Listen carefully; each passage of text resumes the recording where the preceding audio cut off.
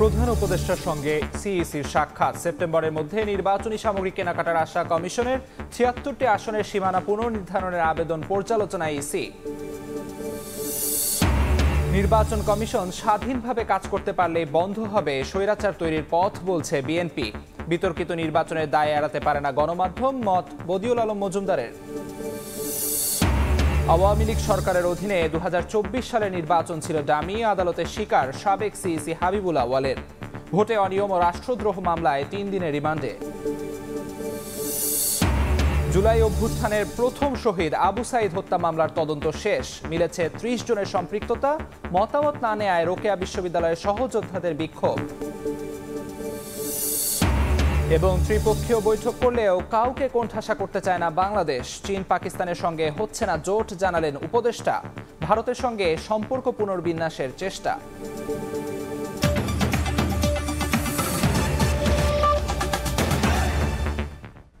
প্রবাসের সময়ের সঙ্গে আছি আমি আমিরুল ইসলাম আলিফ।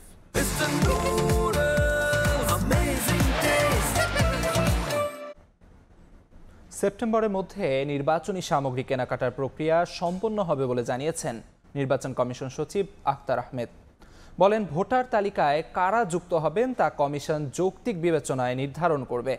এমন বিধান রেখে ভোটার তালিকা আইন সংশোধন করতে আইন মন্ত্রণালয়ে পাঠানো হয়েছে। এছাড়া ৭৬টি আসনের সীমানা পুনর্নির্ধারণ চেয়ে আবেদন এসেছে জানিয়ে সচিব বলেন, বিষয়টি পর্যালোচনা করা হচ্ছে। এদিকে প্রধান উপদেষ্টার সঙ্গে সৌজন্য সাক্ষাৎ করেছেন প্রধান নির্বাচন কমিশনার এএমএম নাসির উদ্দিন। দায়িত্ব নেওয়ার কিছুদিনের মধ্যেই ২০২৫ সালের ডিসেম্বর থেকে ২০২৬ সালের জুনের মধ্যে নির্বাচনের ঘোষণা এবং ১৭ বছর যাদের বয়স তাদেরকেও ভোটার করার কথা বলেন অন্তর্বর্তীকালীন সরকারের প্রধান উপদেষ্টা।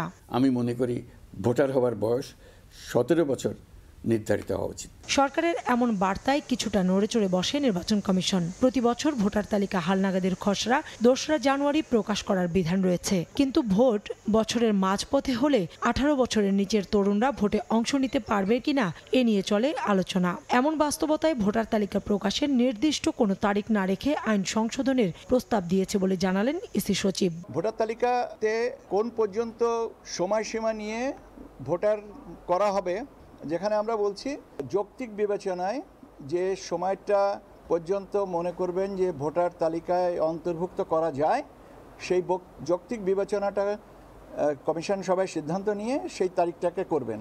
বিদ্যমান আইনের একটা পরিবর্তনের জন্য আমরা একটা প্রস্তাব করেছি এবং এ সংক্রান্ত একটা সংশোধনী প্রস্তাব আমরা আইন মন্ত্রণালয়ে পাঠিয়েছি। বলেন, ৭৬টি আসনের সীমানা পুনর্নির্ধারণ চেয়ে আবেদন এসেছে। এসব নিয়ে পর্যালোচনা চলছে। নির্বাচনী সামগ্রী কেনাকাটার প্রক্রিয়া সেপ্টেম্বরের মধ্যে সম্পন্ন হবে বলেও জানান তিনি। সেপ্টেম্বরের ভিতরে আমরা আমাদের প্রকিউরমেন্টের কাজটা করব। এই বছরের সেপ্টেম্বরের মধ্যে ১৪৭টা আবেদনকে পর্যালোচনা করে প্রাথমিকভাবে পর্যালোচনা করার জন্য আমরা একটা চেকলিস্ট করেছি। এদিকে বৃহস্পতিবার সন্ধ্যায় প্রধান উপদেষ্টার সরকারি বাসভবন যমুনায় ডক্টর মোহাম্মদ ইউনূসের সঙ্গে সৌজন্য সাক্ষাৎ করেছেন প্রধান নির্বাচন কমিশনার এএমএম নাসির উদ্দিন। কাউসার চৌধুরী কুমু, সময় সংবাদ, ঢাকা। নির্বাচন কমিশনের স্বাধীনতা নিশ্চিতের তাগিদ দিয়েছেন বিএনপির স্থায়ী কমিটির সদস্য সালাউদ্দিন আহমদ। তিনি বলেন, তত্ত্বাবধায়ক সরকারের অধীনে সুষ্ঠু ভোট হলেই বন্ধ হবে স্বৈরাচার তৈরির পথ। এদিকে ইউরোপীয় ইউনিয়নের রাষ্ট্রদূতের সঙ্গে বৈঠকের পর বিএনপি নেতা আমির খসরু মাহমুদ চৌধুরী বলেন, আগামী ফেব্রুয়ারিতে জাতীয় নির্বাচন আয়োজনের খবরে স্বস্তি প্রকাশ করেছে ইইউ। আলাদা আয়োজনে তিনি বলেন, তফসিল ঘোষণার পরই নির্বাচনী প্রস্তুতি নেবে বিএনপি। নির্বাচন সহ নানা বিষয়ে বিএনপির সঙ্গে বৈঠক করেছেন বাংলাদেশে নিযুক্ত ইউরোপীয় ইউনিয়নের রাষ্ট্রদূত মাইকেল মিলার। বৃহস্পতিবার গুলশানে বিএনপি চেয়ারপারসনের কার্যালয়ে এই বৈঠকে নেতৃত্ব দেন দলটির স্থায়ী কমিটির সদস্য আমির খসরু মাহমুদ চৌধুরী। পরে সংবাদ সম্মেলনে আমির খসরু জানান, জাতীয় নির্বাচনের অপেক্ষায় আছে ইউরোপীয় ইউনিয়ন। তারা ফেব্রুয়ারিতে নির্বাচন আয়োজনের খবরে স্বস্তি প্রকাশ করেছে। নির্বাচনে ফেব্রুয়ারিতে হতে যাচ্ছে, এই জন্য সবার তো একটা স্বস্তি আছে, সন্তুষ্টি আছে। এবং বিচার বিভাগে যে সেক্রেটারিয়েট করার যে কথাগুলো আলাপে আসছে, যেটা তো বিএনপির আমরা নিজেরাই প্রপোজাল দিয়েছি, এই বিষয়টা তারাও সমর্থন করে এবং তারা এই ব্যাপারে ফান্ডিং করতেও রাজি আছে। এদিন বিকেলে একই স্থানে গণ অধিকার পরিষদের সঙ্গে বিএনপির লিয়াজো কমিটির বৈঠক হয়। পরে গণমাধ্যমে আমির খসরু জানান, তফসিল ঘোষণার পরই নির্বাচনী প্রস্তুতি নেবেন তারা। আমরা সেই জায়গায় এখনো আসিনি। যখনই নির্বাচনী কার্যক্রম তফসিল ঘোষণা হবে, এই আলোচনাগুলো, এই বিষয়গুলো উঠে আসবে এবং সকলের সাথে আলাপ আলোচনা করা হবে। এদিকে জাতীয় প্রেস ক্লাবে নাগরিক ঐক্যের প্রতিষ্ঠাবার্ষিকীর আলোচনায় বিএনপির স্থায়ী কমিটির আরেক সদস্য সালাউদ্দিন আহমদ বলেন, সুষ্ঠু ও নিরপেক্ষ নির্বাচনের জন্য সংবিধানে তত্ত্বাবধায়ক সরকার ব্যবস্থা থাকতে হবে। নির্বাচনকালীন সময়ে কেয়ারটেকার সরকার ব্যবস্থা বহাল থাকতে হবে। কেয়ারটেকার সরকার ব্যবস্থার মধ্য দিয়ে যদি সত্যিকার স্বাধীন নির্বাচন কমিশন নির্বাচন পরিচালনা করতে পারে, এখানেই কিন্তু স্বৈরাচারের উৎপত্তিটা বন্ধ হয়ে যায়। আমরা বলেছি 10 বছরের বেশি কোনো ব্যক্তি বাংলাদেশে প্রধানমন্ত্রীত্বের আসনে বসতে পারবেন না। এখানেই স্বৈরাচারকে রুখে দেওয়া হলো, এখানেই ফ্যাসিবাদের উৎপত্তি বন্ধ করে দেওয়া হলো। এদিন নয়াপল্টনে বিএনপির কেন্দ্রীয় কার্যালয়ে সংবাদ সম্মেলনে দলটির সিনিয়র যুগ্ম মহাসচিব রুহুল কবির রিজভী আহমেদ জানান, জুলাই আন্দোলনের বর্ষপূর্তি উপলক্ষে 36 দিনব্যাপী কর্মসূচি পালন করবে বিএনপি। গণ অভ্যুত্থান, আমাদের যে শোক এবং বিজয়ের যে কর্মসূচি আমি এতক্ষণ বললাম, সেই 5ই আগস্ট যে বিজয় হয়, সরকারি কর্মসূচি থাকবে, ওই জন্য আমরা 6 তারিখ এটা নিয়েছি। কাউকে অপদস্থ নয়, আইনের মাধ্যমে অপরাধীদের বিচারের প্রতি বিএনপি শ্রদ্ধাশীল বলেও জানান রিজভী। শেখ হাসিনা যে পথ দেখিয়েছেন, সেই পথে আমরা যাব না। আহমেদ সালেহীন, সময় সংবাদ, ঢাকা। প্রয়োজনীয় সংস্কার শেষ করে নির্বাচন আয়োজনের দাবি জানিয়েছে ইসলামী আন্দোলন। বৃহস্পতিবার দুপুরে রাজধানীর পুরানা পল্টনে দলটির কেন্দ্রীয় কার্যালয়ে আয়োজিত সংবাদ সম্মেলনে এই দাবি জানান নেতারা। সুষ্ঠু নির্বাচন না হলে ফ্যাসিবাদী শক্তি ফিরে আসার শঙ্কাও প্রকাশ করেন তারা। প্রতিহিংসার রাজনীতি থেকে বেরিয়ে আসার আহ্বান জানিয়ে দলটির মহাসচিব ইউনুস আহমেদ অভিযোগ করেন, আসন্ন মহাসমাবেশ ঘিরে দেশের বিভিন্ন স্থানে প্রচারে বাধা দেওয়া হচ্ছে। আগামী 28 জুন রাজধানীর সোহরাওয়ার্দী উদ্যানে মহাসমাবেশ হওয়ার কথা।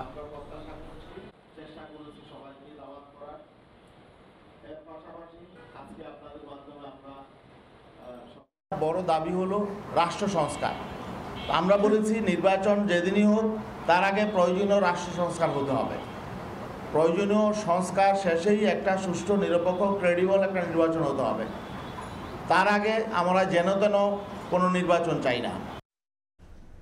বিতর্কিত নির্বাচনের দায় গণমাধ্যম এড়াতে পারে না বলে মন্তব্য করেছেন জাতীয় ঐকমত্য কমিশনের সদস্য বদিউল আলম মজুমদার। আওয়ামী লীগের আমলে গোয়েন্দা বাহিনী দিয়ে গণমাধ্যম কর্মীদের চাপে রাখা হতো অভিযোগ করেন প্রেস সচিব শফিকুল আলম। রাজধানীতে এক সংলাপে গণমাধ্যমের স্বাধীনতা নিশ্চিতে সাংবাদিকদের ঐক্যবদ্ধ হওয়ার তাগিদ দেন আইন উপদেষ্টা।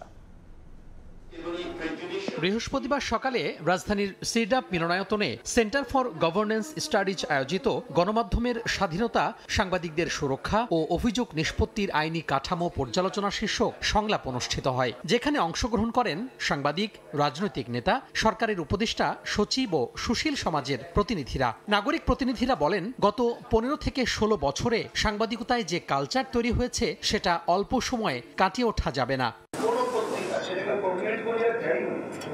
আর যদি নিজস্ব কতগুলো মতবাদ, দৃষ্টিভঙ্গি থাকে, তার তো প্রতিফলন সেই জায়গা থেকে সাংবাদিকরা সুরক্ষা দরকার। সাংবাদিকরা সত্যিকার অর্থে যদি সাংবাদিকতা চর্চা করেন, তাহলে সরকার কি বললো কি করলো সেটাকে তোয়াক্কা না করে তার সাংবাদিকতাই করতে হবে। গণমাধ্যম যদি সেই ভূমিকা পালন করতো, অনুষ্ঠানে অংশ নিয়ে আইন উপদেষ্টা আসিফ নজরুল ও প্রধান উপদেষ্টার প্রেস সচিব গণমাধ্যমের স্বাধীনতা নিশ্চিতে সরকারের অবস্থান তুলে ধরেন। তারাও মনে করেন, মুক্ত গণমাধ্যম নিশ্চিতে সাংবাদিকদের ভূমিকায় সবচেয়ে বেশি। এজেন্সি যা ন্যাশনাল সিকিউরিটি নিয়ে কাজ করার কথা ছিল, তারা অযাচিতভাবে সাংবাদিকদের কাজে হস্তক্ষেপ করতেন, ডিজিএফআই করতেন, ডিবি করতেন। তা আমরা এই কাজটা তো করছি না। আমরা সত্যি সত্যি ফ্রিডম অফ প্রেসে বিশ্বাস করি এবং সেটা ফলো করার চেষ্টা করি। এ সময় সাংবাদিকদের বিরুদ্ধে মিথ্যা হত্যা মামলার বিষয়েও কথা বলেন আসিফ নজরুল। এই দেশে সমস্ত শ্রেণীর মানুষের বিরুদ্ধে মিথ্যা মামলা হচ্ছে, সেই তুলনায় সাংবাদিকদের বিরুদ্ধে মামলা হয়েছে সেটা পার্সপেক্টিভ দেখলে খুব অস্বাভাবিক না, অনাকাঙ্ক্ষিত কিন্তু অস্বাভাবিক না। বিভিন্ন অভিযোগে 266 জন সাংবাদিকের বিরুদ্ধে মামলা হয়েছে জানিয়ে আইন উপদেষ্টা বলেন, গ্রেফতার করা হয়েছে 15 জনকে। তোহা খান তামিম, সময় সংবাদ, ঢাকা। আওয়ামী লীগ সরকারের অধীনে 2024 সালে নির্বাচন ছিল ডামি। নির্বাচনে অনিয়ম ও রাষ্ট্রদ্রোহিতা মামলার শুনানিতে আদালতে এমন স্বীকারোক্তি দেন সাবেক প্রধান নির্বাচন কমিশনার কাজী হাবিবুল আওয়াল। দলীয় সরকারের অধীনে কোনো ভোটই সুষ্ঠু হয়নি বলেও দাবি করেন তিনি। বলেন, মৌলিক সংস্কার ছাড়া হাজার বছরেও সুষ্ঠু নির্বাচন সম্ভব নয়। শুনানি শেষে হাবিবুল আওয়ালের 3 দিনের রিমান্ড মঞ্জুর করেন বিচারক। এক সময়ের জেলা জজ সবশেষে প্রধান নির্বাচন কমিশনার। বিতর্কিত নির্বাচন ও রাষ্ট্রদ্রোহিতার মামলায় হাতে হাত করা নিয়ে দাঁড়াতে হয়েছে কাঠগড়ায়। বিচার কাজের প্রায় 40 মিনিট স্বাভাবিকভাবেই দাঁড়িয়েছিলেন সাবেক সিইসি কাজী হাবিবুল আওয়াল। বিচারকের কাছে অকপটে স্বীকার করেন ডামি নির্বাচনের কথা। এর পরিপ্রেক্ষিতে বিচারক তাকে জিজ্ঞেস করেন, সব জেনেও কেন জনগণের সামনে তা তুলে না ধরে দায়িত্বে বহাল ছিলেন। উত্তরে বলেন, রাজনৈতিক বন্দোবস্তের অভাব ও শেখ হাসিনার ক্ষমতার লোভের সামনে নিরুপায় ছিলেন তিনি। মৌলিক সংস্কার না হলে দেশে 1000 বছরেও সুষ্ঠু নির্বাচন সম্ভব না। সে স্বীকার করেছে যে ওই নির্বাচনটা ডামি নির্বাচন ছিল। এই নির্বাচনের দায় সে সরকারের উপরে চাপিয়ে দেওয়ার চেষ্টা করেছে। সে শপথ নিয়ে সেখানে প্রধান নির্বাচন কমিশনার নিযুক্ত হয়েছিল। অতএব সে অন্য কারোর উপরে দায় দেওয়ার তার কোনো রকমের সুযোগ নাই। এ সময় তার বক্তব্যের বিরোধিতা করেন রাষ্ট্রপক্ষের কৌশলী ও উপস্থিত আইনজীবীরা। তারা বলেন, নিজের নিষ্ক্রিয়তাকে ঢাকতে দায় চাপিয়ে সাজা থেকে বাঁচার চেষ্টা করছেন কাজী হাবিবুল আওয়াল। শুনানিতে রাষ্ট্রপক্ষ বলেন, শেখ হাসিনার সঙ্গে আতাত করে দ্বাদশ জাতীয় নির্বাচনে 1 ঘন্টার মধ্যে 27% ভোটকে 40% দেখিয়েছিলেন তিনি। মাঠ পর্যায়ে দায়িত্বরতদের ঘুষ দেওয়ার অভিযোগও তোলেন। নির্বাচনের সময় প্রত্যেকটা ইনকোয়ারি যারা হয়, বিচারকদের দিয়ে ইনকোয়ারি করা হয়, কমিটি করা হয়, সেখানে 20,000 25,000 করে দেওয়া হতো। কিন্তু প্রত্যেককে আপনি 5 লক্ষ টাকা করে আপনারা তাদেরকে রিমুনারেশন দিয়েছেন। এইটা কেন দিয়েছেন, এটা সদুত্তর উনি দিতে পারেন নাই এবং উনি বলছেন এটা আমি জানি না। তদন্ত কর্মকর্তার 10 দিনের রিমান্ড আবেদনকে বয়স ও শারীরিক অবস্থা বিবেচনায় খারিজের আবেদন করেন আসামি পক্ষের আইনজীবীরা। তা নাকচ করে 3 দিনের রিমান্ড মঞ্জুর করেন ঢাকার সিএমএম আদালত। আসিফ মোহাম্মদ সিয়াম, সময় সংবাদ, ঢাকা। জুলাই অভ্যুত্থানের প্রথম শহীদ আবু সাইদ হত্যা মামলার তদন্ত শেষ হয়েছে। প্রতিবেদন হাতে পেয়েছে প্রসিকিউশন। হত্যায় তৎকালীন রংপুর মেট্রোপলিটন পুলিশের কমিশনার সহ 30 জনের সম্পৃক্ততা মিলেছে। প্রসিকিউশন জানায়, নিরস্ত্র আবু সাইদকে হত্যার উদ্দেশ্যেই গুলি করা হয়। রোববার এই মামলায় আনুষ্ঠানিক অভিযোগ দাখিল করা হবে। 16 জুলাই কোটা বিরোধী আন্দোলন চলাকালে পুলিশের গুলির সামনে বুক চিতিয়ে দাঁড়ান রংপুর বেগম রোকেয়া বিশ্ববিদ্যালয়ের শিক্ষার্থী আবু সাইদ। সেদিনই শহীদের খাতায় নাম লেখান তিনি। সেই মুহূর্তেই বদলে যায় আন্দোলনের গতি, জ্বলে ওঠে সারা দেশ। চলতি বছরের 13 জানুয়ারি শহীদ আবু সাইদের পরিবারের পক্ষ থেকে 25 জনের বিরুদ্ধে আন্তর্জাতিক অপরাধ ট্রাইব্যুনালে অভিযোগ দাখিল করা হয়। তদন্ত শেষে গত মঙ্গলবার প্রসিকিউশনে প্রতিবেদন দাখিল করে তদন্ত সংস্থা। জুলাই গণঅভ্যুত্থানের প্রথম শহীদ আবু সাইদ হত্যা মামলায় 30 জনের সম্পৃক্ততা পাওয়া গেছে। অভিযুক্ত করা হয়েছে বেগম রোকেয়া বিশ্ববিদ্যালয়ের তৎকালীন উপাচার্য, রংপুর মেট্রোপলিটন পুলিশের সাবেক কমিশনার মনিরুজ্জামানকেও। এর মধ্যে কারাগারে আছেন পুলিশের সাবেক এএসআই আমির হোসেন, কনস্টেবল সুজন চন্দ্র রায়, সাবেক প্রক্টর শরীফুল ইসলাম এবং ছাত্রলীগ নেতা ইমরান চৌধুরী। তদন্ত প্রতিবেদন অনুযায়ী 30 জনের বিরুদ্ধে ওনারা প্রতিবেদন দাখিল করেছেন এবং প্রয়োজনীয় ডকুমেন্ট, সিসিটিভি ফুটেজ, তারপরে লাইভ সম্প্রচার হয়েছিল সম্ভবত এনটিভিতে, সেটা সংগ্রহ করেছেন এবং আলামত সংগ্রহ করে সামগ্রিক দিক বিবেচনা করে এই রিপোর্টটা তৈরি করেছেন। তদন্ত প্রতিবেদনে স্পষ্ট বলা হয়েছে, নিরস্ত্র আবু সাইদকে হত্যার উদ্দেশ্যেই গুলি করা হয়। রোববার দাখিল করা হবে আনুষ্ঠানিক অভিযোগ। সাক্ষ্য প্রমাণে সেই নির্মমতার চিত্র উঠে আসবে আদালতের কাঠগড়ায়। বুক চিতিয়ে দাঁড়িয়েছিল, সে কাউকে আক্রমণ করেনি এবং কারা গুলি করেছে সেটাও আপনারা দেখেছেন, কোথা থেকে গুলি হয়েছে সেটাও দেখেছেন এবং যারা গুলি করেছে তারা আসামি। 2 জন তাকে গুলি করেছে সরাসরি, তাদের কথা বলা হয়েছে। আর আদেশদাতাকে এটা আমরা আগে বলেছি আপনাদের। আবু সাইদ বেগম রোকেয়া বিশ্ববিদ্যালয়ের ইংরেজি বিভাগের 12তম ব্যাচের শিক্ষার্থী ছিলেন কোটা সংস্কার আন্দোলনের অন্যতম সংগঠক। 16 জুলাই শহীদ আবু সাইদ দিবস পালনের ঘোষণা দিয়েছে সরকার। আফজাল হোসেন, সময় সংবাদ, ঢাকা। রংপুরে বৈষম্য বিরোধী ছাত্র আন্দোলনে আবু সাইদ হত্যা মামলার তদন্তে মতামত না নেয়ায় বিক্ষোভ করেছেন বেগম রোকেয়া বিশ্ববিদ্যালয়ের শিক্ষার্থীরা। বৃহস্পতিবার সকালে প্রশাসনিক ভবনের সামনে জড়ো হন তারা। এ সময় নানা স্লোগান দেন। শিক্ষার্থীরা অভিযোগ করেন, জুলাই অভ্যুত্থানে পুলিশের গুলিতে শহীদ আবু সাইদ হত্যা মামলার সঠিক তদন্ত হয়নি। তাই সঠিক তদন্ত করে প্রকৃত আসামিদের সর্বোচ্চ শাস্তি নিশ্চিতের দাবি জানান তারা।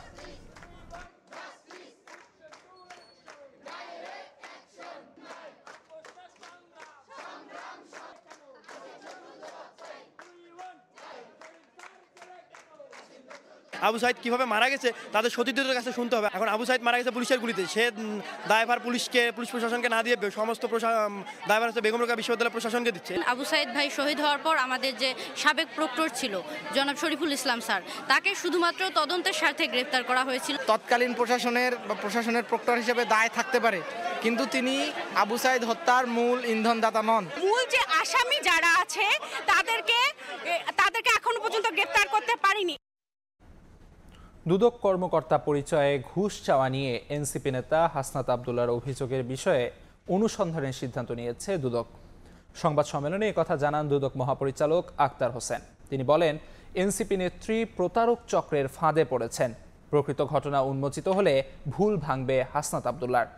এদিকে 29তম বিসিএসে প্রভাব খাটিয়ে চাকরি পাওয়া 21 জনের বিরুদ্ধেও অনুসন্ধান শুরু করেছে সংস্থাটি। স্বাধীন বাংলাদেশে দুদকের চা খাওয়ার বিল 1 লাখ টাকা। সম্প্রতি এনসিপির দক্ষিণ অঞ্চলের মুখ্য সংগঠক হাসনাত আবদুল্লাহর এমন একটি অভিযোগ ঘুরপাক খাচ্ছে সামাজিক মাধ্যমে। সেখানে বলা হয়, এনসিপি নেত্রী ডাক্তার মাহমুদা মিতুর কাছ থেকে দুর্নীতির অভিযোগ থেকে অব্যাহতির জন্য মোবাইলে অর্থ দাবি করেন দুদকের ডিজি পরিচয়ে আক্তার হোসেন। এ বিষয়ে সংবাদ সম্মেলনে মহাপরিচালক জানান, এনসিপি নেত্রী মাহমুদা মিতু প্রতারক চক্রের ফাঁদে পড়েছেন। একই নম্বর থেকে আরও চাঁদা দাবির ঘটনা ঘটেছে বলেও জানান তিনি। বলেন, এ ঘটনায় 4টি জিডি দায়ের করেছেন ভুক্তভোগীরা। এই অভিযোগের অনুসন্ধানে দুদকের কারো সংশ্লিষ্টতা মিললে কঠোর ব্যবস্থা নেওয়া হবে। এই প্রতারক চক্র যখন কথা বলেন, যে প্রক্রিয়া অনুসরণ করে এখানে যিনি ভিকটিম হয়েছেন তাকে যেভাবে কথা বলে, এই প্রক্রিয়াটা একই রকম।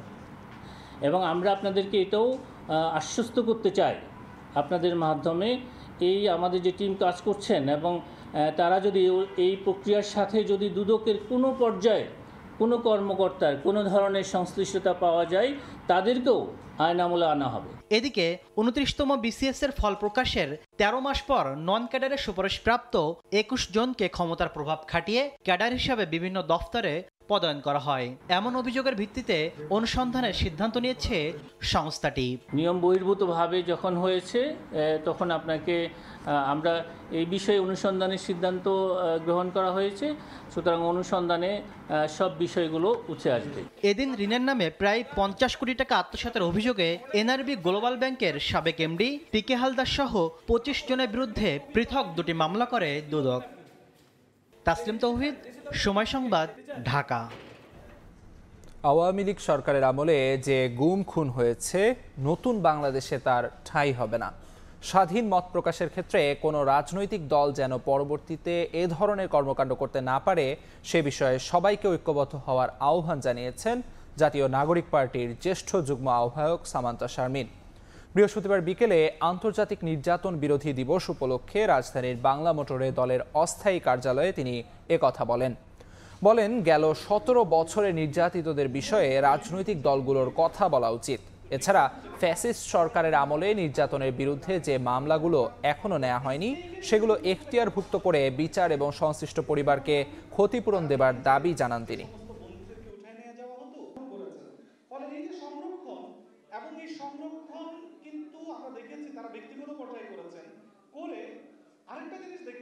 অবিলম্বে এখানে অন্তর্বর্তীকালীন সরকার তার যতটুকু মেয়াদ আছে তাদেরকে ইন টোটাল বাংলাদেশের সামাজিকভাবে সব ধরনের নিপীড়ন বন্ধ করার জন্য যে ধরনের উদ্যোগ নেওয়া প্রয়োজন, এগুলো পলিটিক্যাল পার্টি সহ সকল স্টেকহোল্ডারদের সাথে নিয়ে এই রিপোর্টগুলো বাস্তবায়ন করা এবং কমিশনগুলো যেগুলো হয়নি সেগুলো তৈরি করার দিকে মনোযোগ দিতে হবে।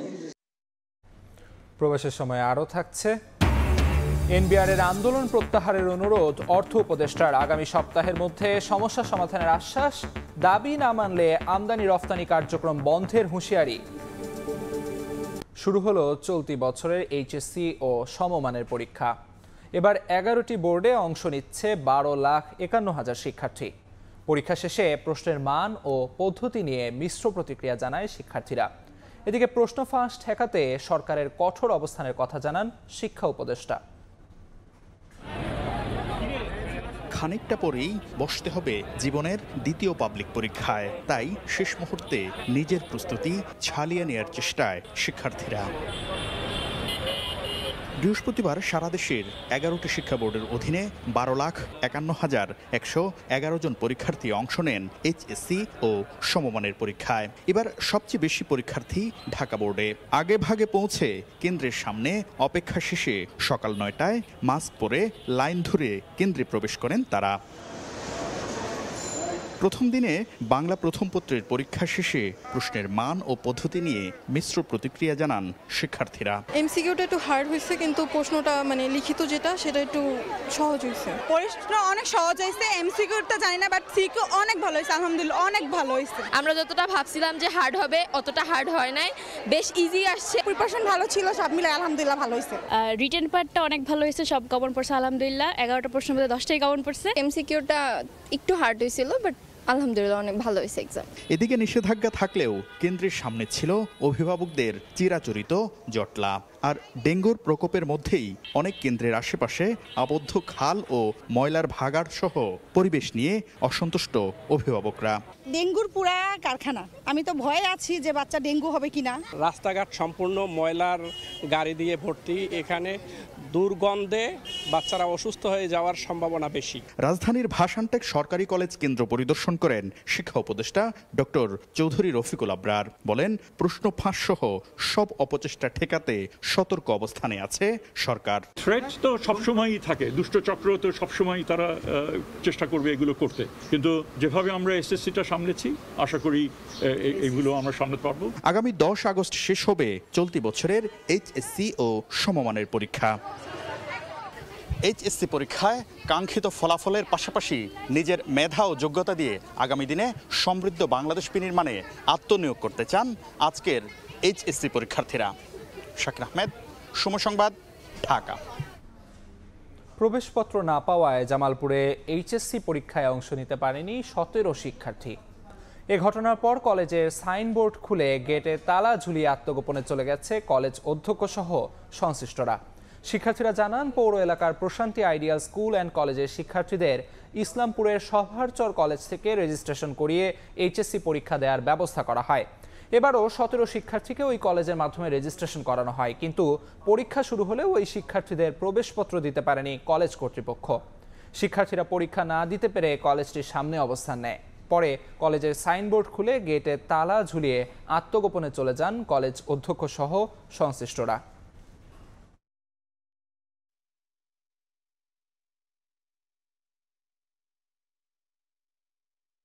ত্রিপক্ষীয় বৈঠক করলেও কাউকে কোণঠাসা করতে চায় না বাংলাদেশ। চীন পাকিস্তানের সঙ্গে বাংলাদেশ কোনো জোট গঠন করছে না বলে জানান পররাষ্ট্র উপদেষ্টা তৌহিদ হোসেন। বৃহস্পতিবার বিকেলে পররাষ্ট্র মন্ত্রণালয়ের সংবাদ সম্মেলনে তিনি আরও জানান, ভারতের সঙ্গে সম্পর্ক পুনর্বিন্যাসে কাজ চলছে। ইরানে আটকে পড়া 26 বাংলাদেশি করাচি হয়ে ঢাকায় ফিরবেন বলেও জানান পররাষ্ট্র উপদেষ্টা। 19 জুন চীনের ইউনান প্রদেশের কুনমিং শহরে সচিব পর্যায়ের ত্রিপক্ষীয় বৈঠকের সংবাদ বিজ্ঞপ্তির সঙ্গে এই ছবি প্রকাশ করেছে ইসলামাবাদ। বেইজিং থেকে প্রকাশ করা বিজ্ঞপ্তিতেও একই ছবি। ভৌগোলিক অবস্থান বিবেচনায় এমন ছবি অস্বস্তিতে ফেলতে পারে ভারতকে। দিল্লিকে চাপে ফেলতেই কি 3 প্রতিবেশীর এই জোট? যদিও তা নাকচ করে দিলেন পররাষ্ট্র উপদেষ্টা তৌহিদ হোসেন। বলেন, কাউকে কোণঠাসা করতে কোনো জোট নয়, পারস্পরিক সহযোগিতা বৃদ্ধিতেই এই বৈঠক। এটা হলো আসলে কোনো জোট গঠন করছি না আমরা, মূলত উদ্যোগ চীনের, এবং এটা একেবারে অফিসিয়াল পর্যায়ে, এটা কোনো রাজনৈতিক কোনো পর্যায়ে না। আলাপ আলোচনা কিন্তু পুরোপুরি ছিল কানেক্টিভিটি, তারপরে ব্যবসা বাণিজ্য বৃদ্ধি, এগুলি বিষয় নিয়ে। এখানে কোনো ধরনের কোনো ওই আপনার যে জোট গঠন যেটাকে বলছে সেরকম ধরনের কোনো কিছু এটাতে ছিল না।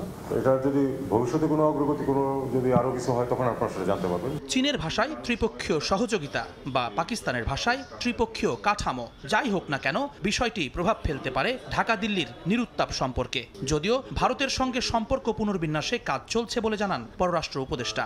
পূর্ববর্তী সরকারের সাথে ভারতের যেরকম ঘনিষ্ঠ সম্পর্ক ছিল, ভারত যেরকম সম্পর্ক প্রতিষ্ঠা করেছিল, আমাদের সাথে বর্তমান সম্পর্ক ঠিক ওই রকম নেই। শীতল আমি বলতে চাই না, আমি বলতেছি যে রিঅ্যাডজাস্টমেন্টের পর্যায়ে আছে। ওআইসি সম্মেলনে রোহিঙ্গা প্রত্যাবাসন নিয়ে ইতিবাচক সাড়া মিলেছে বলেও জানিয়েছেন তৌহিদ হোসেন। সবাই সমর্থন ব্যক্ত করেছে, সবাই চায় যে সমস্যার সমাধান হোক। এদিকে ইরানে আটকে পড়া ২৬ বাংলাদেশি করাচি হয়ে ঢাকায় ফিরবেন বলেও জানান পররাষ্ট্র উপদেষ্টা। জুম্মান সাদিক, জ্যাভলিন, সময় সংবাদ, ঢাকা। সার্কভুক্ত দেশগুলোর পারস্পরিক সহযোগিতার মাধ্যমে আগাতে পারলে আরও বেশি মানুষকে আর্থিক অন্তর্ভুক্তির আওতায় নিয়ে আসা সম্ভব বলে জানিয়েছেন বাংলাদেশ ব্যাংকের governor doctor Ahsan H Mansur. রাজধানীর একটি হোটেলে ৪৭তম SAARC finance governors group meeting ও সিম্পোজিয়ামের উদ্বোধনী অনুষ্ঠানে কথা বলেন তিনি। গভর্নর আরও জানান, দক্ষিণ এশিয়ায় আর্থিক অন্তর্ভুক্তি ব্যবস্থা একটি চ্যালেঞ্জিং ইস্যু। দেশগুলো নিজেদের মতো করে নানা উপায়ে এগিয়ে যাচ্ছে, তবে নিজেদের মধ্যে তথ্য আদান প্রদান করলে এই চ্যালেঞ্জ মোকাবিলা সহজ হয়ে যাবে। এতে দেশগুলোর অর্থনৈতিক প্রবৃদ্ধি বাড়বে বলে মনে করেন গভর্নর।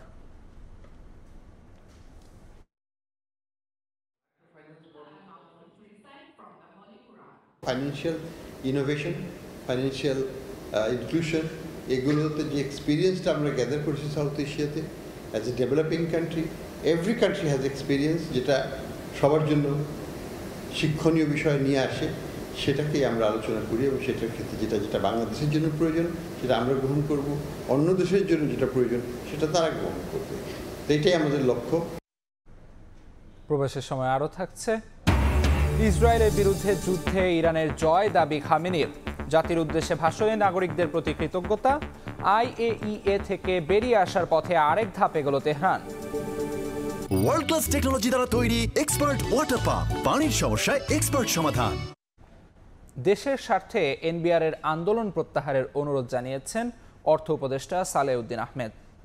সন্ধ্যায় প্রতিনিধি দলের সঙ্গে বৈঠক শেষে তিনি এ আহ্বান জানান। আশ্বাস দেন, আগামী সপ্তাহের মধ্যেই আলোচনা করে সমস্যা সমাধানের।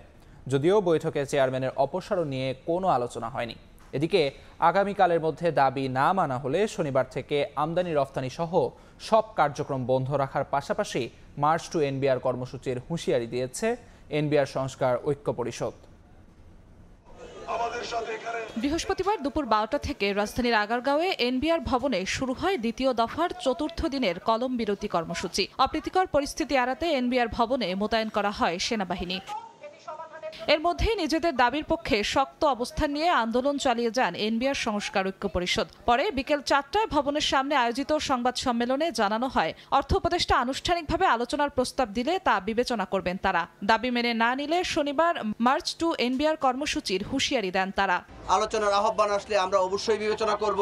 এনবিআর এর বর্তমান চেয়ারম্যানকে আগামী 27 জুন 2025 খ্রিস্টাব্দ তারিখের মধ্যে অপসারণ করা না হলে 28 জুন 2025 খ্রিস্টাব্দ তারিখ থেকে ট্যাক্স, কাস্টমস, ভ্যাট বিভাগের সকল দপ্তরে লাগাতার কমপ্লিট শাটডাউন চলবে। এদিকে সন্ধ্যায় অর্থ উপদেষ্টার সঙ্গে এনবিআর এর চেয়ারম্যান সহ প্রতিনিধি দলের বৈঠক অনুষ্ঠিত হয়। বৈঠক শেষে এনবিআর চেয়ারম্যান জানান, দ্রুতই সমস্যার সমাধান হবে। আলোচনা চলছে এবং আরও আলোচনা হবে। আশা করি আমরা আপনাদেরকে একটা সুখবর আমরা দিতে পারবো। এনবিআর চেয়ারম্যানের অপসারণের কোনো আলোচনা হয়নি জানিয়ে শিগগিরই সমাধানের আশা প্রকাশ করেন অর্থ উপদেষ্টাও। খোলাখুলি আলাপ করেছি এবং এটা সমস্যার সমাধান অতি তাড়াতাড়ি হবে। আমি আশা করি যারা ইচ্ছা করে যারা মানবে। আমি এটা আগামী সপ্তাহে আবার একটা সভা করবো, তখন আমরা চূড়ান্তভাবে সব বলবো। তবে বৈঠকে এনবিআর সংস্কার ঐক্য পরিষদের কোনো প্রতিনিধি উপস্থিত ছিলেন না বলে নিশ্চিত করেন অর্থ উপদেষ্টা। জিনাতারা যশোয়া, সময় সংবাদ, ঢাকা। 2 সপ্তাহ ধরে ভোক্তাকে বেশি দামে চাল কিনতে হলেও এর যৌক্তিক কারণ খুঁজে পাচ্ছেন না খোদ বিক্রেতারাও। বরাবরের মতোই তাদের অভিযোগের তীর মিলারদের দিকে। যদিও চালকল মালিকদের দাবি, অসাধু মজুতদাররা বাড়িয়েছেন ধানের দাম। তবে ভরা মৌসুমে চালের দাম বৃদ্ধিকে অসাধু ব্যবসায়ীদের কারসাজি হিসেবে দেখছেন অর্থনীতিবিদরা। ভোক্তাকে স্বস্তি দিতে আইন অমান্যকারীদের বিরুদ্ধে কঠোর ব্যবস্থা নেওয়ার হুঁশিয়ারি দিয়েছেন ভোক্তার ডিজি। চালের তো দাম বাড়ছে, খাবো এখন আমরা কোনটা? ঈদ পার করে এসেই এরকম একটা ধাক্কা, জবাবদিহি করতে হয় না কারো কাছে, যে জন্য এইভাবে বাড়তি নিতে পারতেছি। ক্রেতাদের এমন আক্ষেপের কারণ ভরা মৌসুমে খুচরা বাজারে হঠাৎ করে বাড়তি দামে কিনতে হচ্ছে চাল। বাজার ঘুরে জানা গেল 2 সপ্তাহে প্রতি কেজি মোটা চালে 2 থেকে 3 টাকা আর সরু চালে 7 থেকে 8 টাকা বেড়েছে দাম। বিক্রেতাদের দাবি, বেশি দামে কিনেছেন তাই বিক্রিও করছেন বেশিতে। ঈদের আগে এবং ঈদের পরে 400 টাকা প্রতি বস্তা। তো আমরা বেশি দিয়ে কিনে এলে তো কম দিয়ে বিক্রি করতে পারবো না। হঠাৎ করে চালের দাম ঊর্ধ্বমুখী হলেও বিক্রেতারাই বলছেন বাজারে চালের কোনো সরবরাহ সংকট নেই। ঈদের পরে আঁকলাম যে 8 টাকা 10 টাকা বাইরে গেলাম, আমরা তো অবাক। ঠিক কত টাকা খরচ বেড়েছে সেই তথ্য বিক্রেতারা জানাতে না পারলেও কেজিতে 8 টাকা পর্যন্ত বেশি দামে কেন চাল কিনতে হচ্ছে ভোক্তাকে, এমন প্রশ্নের উত্তরে মিল মালিকদের দাবি, হঠাৎ করে ধানের দাম বৃদ্ধির মাসুল গুনতে হচ্ছে চালের বাজারের ভোক্তাদের। স্টক বিজনেসের নাম করে বিভিন্ন পেশার মানুষ, শুধু ধানের কথা বলবো না, ধান, গম, সরিষা, ভুট্টা কিনে রেখে দিচ্ছে। তাতে বাজার ব্যবস্থাপনার যে একটা চেইন থাকে, এটা মিলারদের কাছে আর থাকে না। আমরা তাদের কাছ থেকে ধান কিনতে বাধ্য হচ্ছি। এই অবস্থায় ভোক্তাকে স্বস্তি দিতে সরকারি তদারকি বাড়ানোর পরামর্শ অর্থনীতিবিদদের। চালকল মালিক, বড় ব্যবসায়ী এবং কর্পোরেট হাউসের মালিক, তারা এবং তাদের সংঘাত যারা আছে সবাই এর সঙ্গে জড়িত। ধান চালের বাজার অস্থিতিশীল করার প্রমাণ পেলে কঠোর পদক্ষেপের হুঁশিয়ারি দিলেন ভোক্তা অধিকার সংরক্ষণ অধিদপ্তরের মহাপরিচালক। যে সমস্ত জায়গায় চালকল আছে তারা খাদ্য অধিদপ্তরের কোনো আইনের ব্যত্যয় ঘটছে কিনা, অন্যান্য পাইকারি, খুচরা, সাপ্লায়ার এবং কেউ ব্যবস্থা নিতে আমরা তাদের বিরুদ্ধে ব্যবস্থা নেব। ইতিমধ্যেই চাল উৎপাদন এলাকাগুলোতে তদারকির কাজ শুরু হয়েছে বলেও জানান এই কর্মকর্তা। তার সাথে ভোক্তা অধিকার। MS আরেফিন, সময় সংবাদ, ঢাকা। ইসরায়েলের বিরুদ্ধে যুদ্ধে ইরানের বিজয় হয়েছে বলে দাবি করেছেন দেশটির সর্বোচ্চ ধর্মীয় নেতা আয়াতুল্লাহ আলী খামেনি। 12 দিনের সংঘাতে জয়ের জন্য ইরানি জনগণকে ধন্যবাদ জানান তিনি। এদিকে জাতিসংঘ পরমাণু শক্তি সংস্থার সাথে সম্পর্ক স্থগিতে আনা প্রস্তাব চূড়ান্ত অনুমোদন দিয়েছে ইরানের জাতীয় নিরাপত্তা পরিষদ। 12 দিনের রক্তক্ষয়ী সংঘাত শেষ হয়েছে ইরান ইসরায়েলের মধ্যে। ক্ষয়ক্ষতি আর হতাহত হয়েছে দুপক্ষেরই। ইরানের স্বাস্থ্য মন্ত্রণালয় জানিয়েছে ইসরায়েলি হামলায় 627 জন প্রাণ হারিয়েছেন, আহত প্রায় 5000। সবচেয়ে বেশি প্রাণহানি হয়েছে তেহরান, কেরমানশাহ ও ইস্পাহানে। ইরানের সামরিক বাহিনীর শীর্ষ কর্মকর্তা মেজর জেনারেল আলী সাদমানির নিহত হওয়ার বিষয়টিও নিশ্চিত করেছে তেহরান। দুপক্ষের যুদ্ধবিরতির পর প্রথমবারের মতো জাতির উদ্দেশ্যে ভাষণ দিয়েছেন ইরানের সর্বোচ্চ ধর্মীয় নেতা আয়াতুল্লাহ আলী খামেনি। এ সময় ইসরায়েলের বিরুদ্ধে বিজয় দাবি করে দেশটির বাসিন্দাদের অভিনন্দন জানান তিনি। এছাড়া আন্তর্জাতিক শক্তি সংস্থা IAEA এর সঙ্গে সম্পর্ক স্থগিতে চূড়ান্ত অনুমোদন দিয়েছে ইরানের জাতীয় নিরাপত্তা পরিষদ। যুক্তরাষ্ট্রের বিমান হামলায় ইরানের পারমাণবিক স্থাপনার ক্ষয়ক্ষতি নিয়ে শুরু হয়েছে নানা আলোচনা। প্রেসিডেন্ট ডোনাল্ড ট্রাম্প দাবি করেছেন মার্কিন বিমান হামলার পর ইসরায়েলি গুপ্তচররা ইরানের ফোর্দো পারমাণবিক স্থাপনায় গিয়েছিল। তারা দেখেছে স্থাপনাটি সম্পূর্ণ ধ্বংস হয়ে গেছে। মার্কিন গোয়েন্দা প্রধান তুলসি গ্যাপার্ড জানিয়েছেন ফোর্দো, নাতানজ ও ইস্পাহান পুরোই ধ্বংস হয়েছে। একই সুরে কথা বলেছেন CIA এর পরিচালক জন র্যাটক্লিফ। তিনি বলেন মার্কিন বাহিনীর হামলা ইরানের পরমাণু স্থাপনা কয়েক বছর পিছিয়ে দিয়েছে। ইরানও স্বীকার করেছে এসব কেন্দ্র ব্যাপকভাবে ক্ষতিগ্রস্ত হয়েছে। ইরান ইসরায়েল সংঘাত শেষের পর পরমাণু কর্মসূচির বিষয়ে ফের আলোচনায় বসতে যাচ্ছে তেহরান, ওয়াশিংটন। ন্যাটো সম্মেলন শেষে এক সংবাদ সম্মেলনে ট্রাম্প বলেন আগামী সপ্তাহে ইরানের সঙ্গে বসবেন মার্কিন বিশেষ দূত। যদিও মার্কিন প্রেসিডেন্ট দাবি করেন চুক্তি না হলেও কিছু যায় আসে না, কারণ ইরানের সব পরমাণু কেন্দ্রই ধ্বংস হয়ে গেছে। এদিকে ইসরায়েলি প্রধানমন্ত্রী বিনিয়ামিন নেতানিয়াহু বলেছেন ইরানে হামলার জন্য যুক্তরাষ্ট্রকে ইসরায়েলের চাপ দেওয়ার অভিযোগ পুরোপুরি ভিত্তিহীন। তিনি দাবি করেন প্রেসিডেন্ট ট্রাম্প নিজেই ইরানি পারমাণবিক স্থাপনায় হামলা চালিয়েছেন, যা যুক্তরাষ্ট্রের জাতীয় স্বার্থ থেকেই এসেছে। অন্যদিকে আরব মিডিয়াগুলোর দাবি ইরানের সঙ্গে যুদ্ধবিরতির পর ইসরায়েলকে ব্যাপক সামরিক সহায়তা দিচ্ছে পশ্চিমা দেশগুলো। ইরাকি গণমাধ্যম নয়া একটি মানচিত্রের ছবি প্রকাশ করেছে, যেখানে ফিলিস্তিনের আকাশ সীমায় প্রবেশকারী বেশ কয়েকটি বিমানের গতি দেখানো হয়েছে। ইসরায়েলের সঙ্গে যুদ্ধবিরতির পর চীন সফরে গেছেন ইরানের প্রতিরক্ষামন্ত্রী আজিজ নাসির জাদে। রাশিয়ার প্রতিরক্ষামন্ত্রীও বেইজিং সফর করছেন বলে জানা গেছে। মৌসুমী সাথী, সময় সংবাদ। যুক্তরাষ্ট্রের নিউ ইয়র্কে মেয়র পদে ডেমোক্রেটিক প্রাইমারিতে জয়ী হয়ে ইতিহাস গড়েছেন মুসলিম রাজনীতিক জোহরান মামদানি। বিজয়ী ভাষণে প্রবাসী বাংলাদেশিদের বিশেষভাবে ধন্যবাদ জানান মামদানি। প্রতিক্রিয়ায় তাকে কমিউনিস্ট পাগল বলে কটাক্ষ করেছেন মার্কিন প্রেসিডেন্ট ডোনাল্ড ট্রাম্প। তবে সমর্থকরা বলছেন মামদানির এই উত্থান প্রগতিশীল রাজনীতির জন্য এক নতুন মাইলফলক।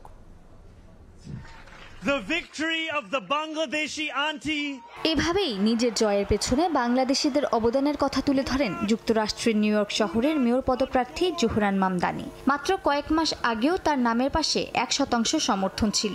2021 সালে কুইন্স থেকে স্টেট অ্যাসেম্বলির সদস্য হিসেবে রাজনীতিতে তার পদচারণা শুরু হয়। ডেমোক্রেটিক প্রাইমারিতে অভিজ্ঞ প্রার্থী অ্যান্ড্রু কুওমোকে হারিয়ে তিনি যুক্তরাষ্ট্রের মনোযোগের কেন্দ্রবিন্দুতে। নির্বাচনের আগে সামাজিক মাধ্যমে তিনি দক্ষিণ এশিয়ার প্রবাসী ভোটারদের জন্য বিভিন্ন বিনোদনমূলক প্রচারণার ভিডিও প্রকাশ করেন।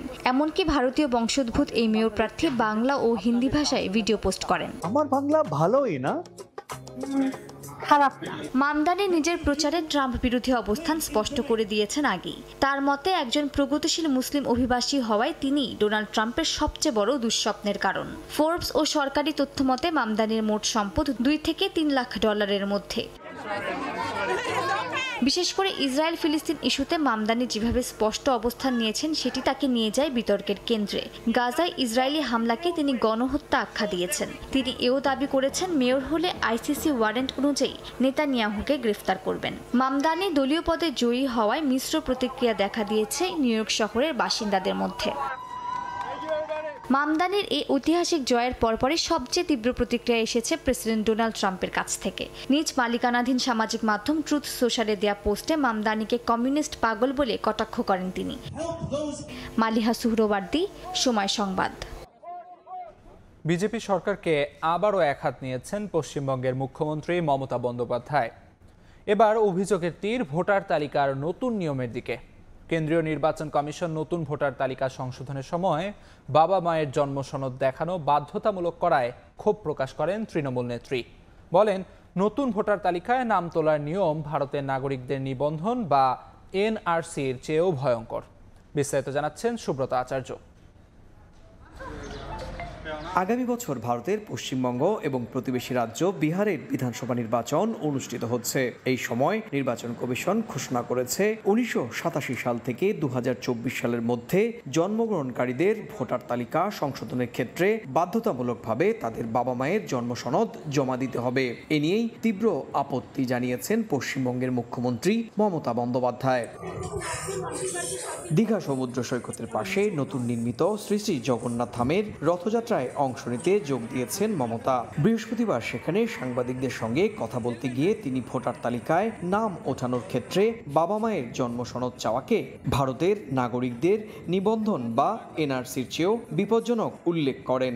They are targeting actual Bengal. They are targeting actual migrant workers. They are targeting actual the Bengal people because they are afraid. But election commission cannot do it unilaterally without talking to the political parties, recognized political parties, state level and all India level. I respect all the political parties. তাদের ideology আলাদা হতে পারে, তাদের system আলাদা হতে পারে, but only to help BJP এবং প্রচারকদের দিয়ে এইসব প্ল্যানগুলো করানো হয়েছে। মাত্র দুদিন আগে বিজেপি শাসিত কেন্দ্রীয় সরকারের বিরুদ্ধে মমতা বন্দ্যোপাধ্যায় বাংলা ভাষাভাষী ভারতীয়দের বাংলাদেশি অনুপ্রবেশকারী হিসেবে বাংলাদেশে পুশব্যাক করার অভিযোগ তুলেছিলেন। এবার ভোটার তালিকা নিয়েও বিজেপি সরকারের সমালোচনায় মুখর হলেন তৃণমূল নেত্রী। সুব্রত আচার্য, সময় সংবাদ, ভারত। যুক্তরাষ্ট্রের ফ্লোরিডায় শনিবার অনুষ্ঠিত হতে যাচ্ছে 7ম বাংলা বইমেলা। ঢাকা ক্লাব অফ ফ্লোরিডার আয়োজনে এবারে মেলায় স্লোগান বই হোক প্রজন্মের সেতু। ঢাকার বেশ কয়েকটি প্রকাশনা সংস্থা মেলায় অংশ নিচ্ছে। মেলার মিডিয়া পার্টনার সময় টেলিভিশন। ফ্লোরিডা থেকে হাসানুজ্জামান সাকির রিপোর্ট। যুক্তরাষ্ট্রের নিউ ইয়র্ক, পেনসিলভেনিয়া ও টেক্সাসের অস্টিনের পর এবার ফ্লোরিডা বইমেলা সমাগত। ঢাকা ক্লাব অফ ফ্লোরিডার আয়োজনে 28 জুন শনিবার দিনব্যাপী অনুষ্ঠিত হবে 7ম বাংলা বইমেলা। ওয়েস্ট পাম বিচের ডেলরে বিচ সাউথ কাউন্টি সিভিক সেন্টারে বইয়ের পসরা সাজিয়ে বসবেন দোকানিরা। এতে প্রধান অতিথি হিসেবে উপস্থিত থাকবেন প্রখ্যাত নাট্য ব্যক্তিত্ব মামুনুর রশিদ। আগামী 28 জুন আমন্ত্রণ জানাচ্ছি ঢাকা ক্লাব আয়োজিত ৭ম বইমেলায়। যারা বাংলাদেশকে পছন্দ করেন, বই পড়তে পছন্দ করেন, সাহিত্য পছন্দ করেন, আমরা এখানে খুব সুন্দর করে আপনাদের জন্য এই বইমেলাটা অর্গানাইজ করছি। বই হোক প্রজন্মের সেতু স্লোগানে এবারের বইমেলায় মুক্তিযুদ্ধ বিষয়ক সেমিনার, সাহিত্য আলোচনা, বিতর্ক, শিশু কিশোর মেলা এবং নাচ, গান, কবিতা আবৃত্তি ও নাটক মঞ্চস্থ হবে। এ উপলক্ষে সপ্তাহের ছুটির দিনগুলোতে চলছে নানা প্রস্তুতি, প্রচারণা। রিহার্সাল করছেন স্থানীয় সংস্কৃতি কর্মীরা। আমাদের জাতীয় কবি, বিদ্রোহী কবি কাজী নজরুল ইসলামের মানুষ নাটকটি আমরা মঞ্চস্থ করতে যাচ্ছি। ৭ম বইমেলায় আপনারা সবাই আমন্ত্রিত। আমি আসছি ঢাকা ক্লাব আয়োজিত ৭ম বইমেলাতে। আয়োজকরা জানান ৭ম ফ্লোরিডা বইমেলায় অংশ নেবে ঢাকার বেশ কয়েকটি প্রকাশনা সংস্থা। যুক্তরাষ্ট্রের বিভিন্ন স্থান থেকে আসবেন লেখক, পাঠক ও প্রকাশকরা। মেলায় গান গাইবেন দিনাত জাহান মুন্নি ও নৃত্য পরিবেশন করবেন পারসা ইভানা। ফ্লোরিডা বইমেলার মিডিয়া পার্টনার সময় টেলিভিশন। হাসানুজ্জামান সাকি, সময় সংবাদ, ফ্লোরিডা, যুক্তরাষ্ট্র। বাংলাদেশের টেস্ট স্ট্যাটাস প্রাপ্তির রজত জয়ন্তী উদযাপন করল বিসিবি। শেরে বাংলা ক্রিকেট স্টেডিয়ামে বর্ণাঢ্য আয়োজনে এদিন সম্মাননা জানানো হয় ক্রিকেট হিরোদের। ভারতের বিপক্ষে প্রথম টেস্ট খেলা ক্রিকেটারদের বিশেষ স্মারক ব্লেজার পরিয়ে দেন ক্রীড়া উপদেষ্টা আসিফ মাহমুদ সজীব ভুঁইয়া। এমন উদযাপনে আনন্দে উদ্বেলিত সাবেক ক্রিকেটাররা। প্রেসিডেন্ট বুলবুলকে প্রাণ ঢালা শুভেচ্ছা জানিয়েছেন সবাই। 25 বছরে দেশের ক্রিকেট নিয়ে আক্ষেপ থাকলেও এখনই স্বপ্ন দেখা ছাড়তে নারাজ রফিক, সুমন, বিদ্যুৎরা। এদিকে এমন আয়োজনে ক্রিকেটাররা থাকলেও আমন্ত্রণ জানানো হয়নি তৎকালীন বিসিবি প্রেসিডেন্ট এবং সাধারণ সম্পাদককে। দেশের ক্রিকেটের বড় প্রাপ্তির একটি টেস্ট স্ট্যাটাস। 25 বছর আগে 2000 সালের 26 জুন লর্ডস থেকে এসেছিল সেই সুসংবাদ। বিসিবির দায়িত্ব নিয়েই এবার সে মাহেন্দ্রক্ষণ উদযাপন করলেন আমিনুল ইসলাম বুলবুল, বাংলাদেশের প্রথম টেস্ট সেঞ্চুরিয়ান। খুলনা, রাজশাহী, সিলেট, চট্টগ্রাম ঘুরে অবশেষে উৎসবের পরিসমাপ্তি মিরপুরের হোম অফ ক্রিকেটে, যেখানে উপস্থিত ছিলেন 10 ডিসেম্বর ভারতের বিপক্ষে প্রথম টেস্ট খেলা ক্রিকেটাররা। এছাড়াও ছিলেন সে দলের কোচ এবং ম্যানেজার। প্রেসিডেন্টের স্বাগত বক্তব্যের পর একে একে মঞ্চে ডেকে নেওয়া হয় সেই হিরোদের। তাদের স্মারক ব্লেজার পরিয়ে দেন ক্রীড়া উপদেষ্টা আসিফ মাহমুদ সজীব ভুঁইয়া। ব্লেজার গায়ে তারা অটোগ্রাফ দেন মঞ্চে রাখা এক বিশেষ জার্সিতে, আর শোনান নিজেদের 25 বছর পুরানো কিছু গল্প। আমি সবাইকে অনেক অনেক ধন্যবাদ আমাদেরকে আজকে এইভাবে 25 বছর পর রেসপেক্ট দেওয়ার জন্য। এই হাসি ঠাট্টা আনন্দের মাঝেও ছিল অপূর্ণতা, কারণ এই আনন্দ উদযাপনে যে আমন্ত্রণ জানানো হয়নি তৎকালীন বিসিবি প্রেসিডেন্ট এবং সাধারণ সম্পাদককে, যাদের হাত ধরে এই স্ট্যাটাস প্রাপ্তি, তাদের অভাব বোধ করেছেন সবাই। যদিও বিষয়টি নিয়ে নিজের মতো একটা ব্যাখ্যা দিয়েছেন বোর্ড প্রেসিডেন্ট। আমাদের ওই টিমে কারা ছিল এবং সেই টিমে সমস্ত প্লেয়ার যারা ছিল, যারা আসতে পারেনি তাদেরকেও আমরা দাওয়াত দিয়েছি। দলের ম্যানেজার, দলের কোচ সবাইকে আমরা দাওয়াত দিয়েছি।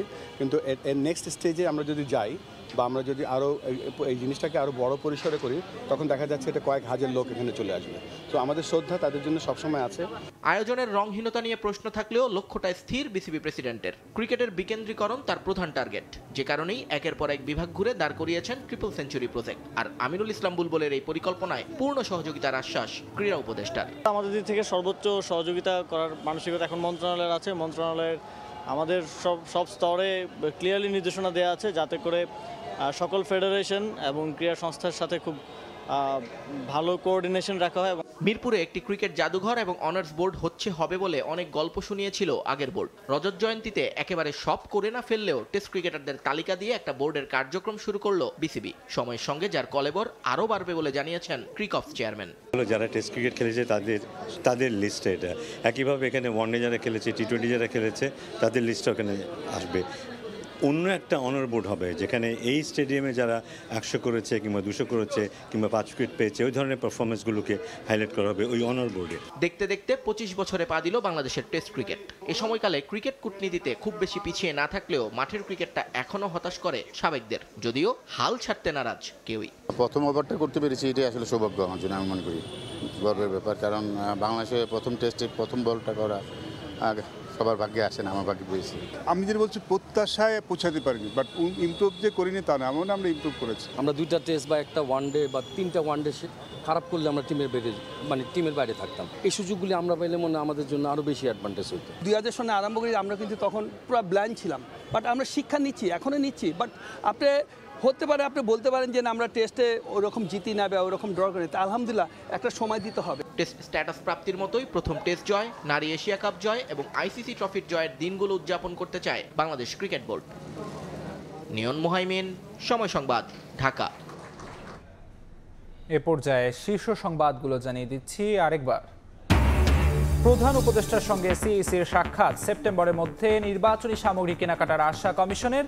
৭৬টি আসনের সীমানা পুনর্নির্ধারণের আবেদন পর্যালোচনায় ইসি। নির্বাচন কমিশন স্বাধীনভাবে কাজ করতে পারলেই বন্ধ হবে স্বৈরাচার তৈরির পথ, বলছে বিএনপি। বিতর্কিত নির্বাচনের দায় এড়াতে পারে না গণমাধ্যম, মত বদিউল আলম মজুমদারের। এবং আওয়ামী লীগ সরকারের অধীনে ২০২৪ সালের নির্বাচন ছিল ডামি, আদালতে স্বীকার সাবেক সিইসি হাবিবুল আওয়ালের। ভোটে অনিয়ম ও রাষ্ট্রদ্রোহ মামলায় ৩ দিনের রিমান্ডে।